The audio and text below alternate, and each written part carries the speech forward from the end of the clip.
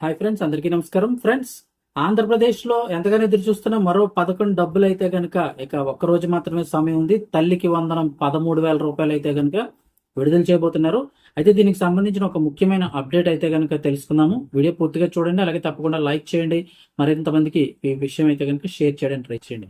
ఇంకా వివరాల్లోకి వెళ్ళిపోతే, రేపు ఒక్కరోజు మాత్రమే సమయం ఉంది. 22వ తారీఖు దాటి 22వ తారీఖున అయితే కనుక ఈ తల్లికి వందనం 13,000 రూపాయలు ఏపీ ప్రభుత్వం తల్లులందరి ఖాతాల్లోకి కూడా జమ చేయనుంది. ఈ సంవత్సరం ఆల్మోస్ట్ 68 లక్షల మంది విద్యార్థులు అయితే ఉండడం జరుగుతుంది. వారందరి అకౌంట్లో కూడా ఈ అమౌంట్ అయితే వేస్తామని చెప్పారు.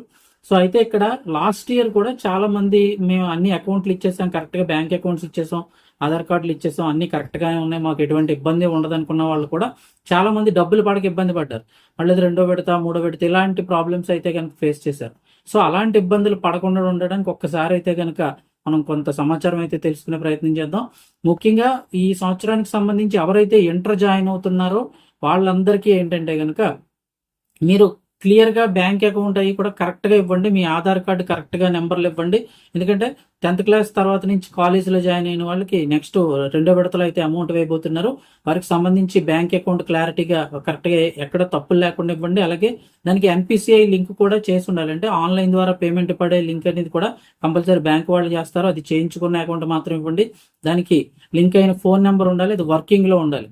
వర్కింగ్ చేయని ఫోన్ నెంబర్ కానీ, లేదంటే ఎప్పుడో వాడేయమండి అది ఉంటుందండి, దానికి ఓటీపీలు వచ్చిన, ఎస్ఎంఎస్లు వచ్చిన ఏదైనా కూడా అది వర్కింగ్ లో ఉన్న ఫోన్ నెంబర్ ఇవ్వాలి, ఆధార్ కార్డు నెంబర్ కరెక్ట్ గా ఇవ్వాలి, బ్యాంక్ అకౌంట్ నెంబర్ కరెక్ట్ గా ఇవ్వాలి. ఇవన్నీ లింక్ అయి ఉండాలి.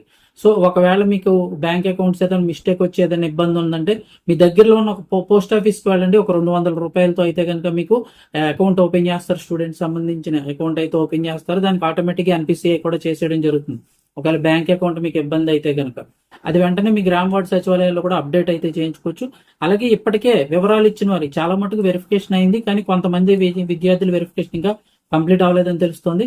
సో అలాంటి వాళ్ళు, ఎందుకంటే లాస్ట్ ఇయర్ కూడా కొంతమంది ఇబ్బంది పడ్డారు, మేము అన్ని కరెక్ట్ గా ఇచ్చామని. ఒకసారి గ్రామ వార్డు సచివాలయంలో అయితే కనుక మీరు మీ డీటెయిల్స్ అన్ని కరెక్ట్ గా ఉన్నాయో లేదో చెక్ చేసుకోండి. ఆధార్ నెంబరు, అలాగే మీరు ఇచ్చినటువంటి తల్లి యొక్క ఆధార్ నెంబర్ కరెక్ట్ గా ఉండాలి, విద్యార్థి ఆధార్ నెంబర్ ఉండాలి, 75% హాజరు ఉండాలి.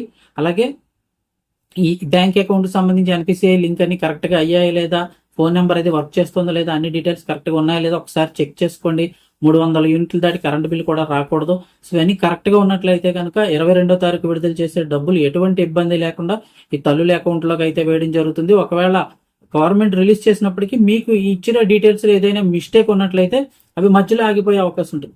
మళ్ళీ మీరు ఎందుకు ఆగాయి ఏంటి కారణం తెలుసుకొని ఆ తర్వాత మళ్ళీ రెండో విడతలో మీరు మళ్ళీ అప్లికేషన్ పెట్టుకొని అవి మళ్ళీ వెరిఫికేషన్ అవి ఇదంతా పెద్ద ప్రాసెస్ కింద ఉంటుంది. కాబట్టి ముందుగానే మీరు ఒక్కసారి చూసుకున్నట్లయితే ఎటువంటి ఇబ్బంది లేకుండా మీ డీటెయిల్స్ అన్ని కరెక్ట్ గా ఉన్నట్లయితే ఎలాంటి ఇబ్బంది లేకుండా గవర్నమెంట్ డబ్బులు విడుదల చేసిన వెంటనే ఒక కొంత సమయానికి మనకి 4 hours 5 hours ఆ టైం ప్రకారం మనకి అకౌంట్లో అయితే కనుక 13,000 రూపాయలు పడిపోయే అవకాశం ఉంటుంది.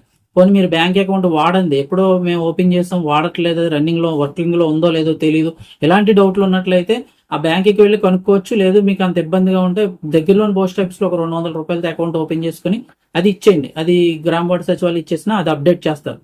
పోస్ట్ ఆఫీస్ అకౌంట్కి అయితే ఎటువంటి ఇబ్బంది లేకుండా అమౌంట్లు అయితే పడిపోతే దానికి ఖచ్చితంగా అక్కడ ఎన్పిసిఐ లింక్ అయితే చేయమని అడగండి.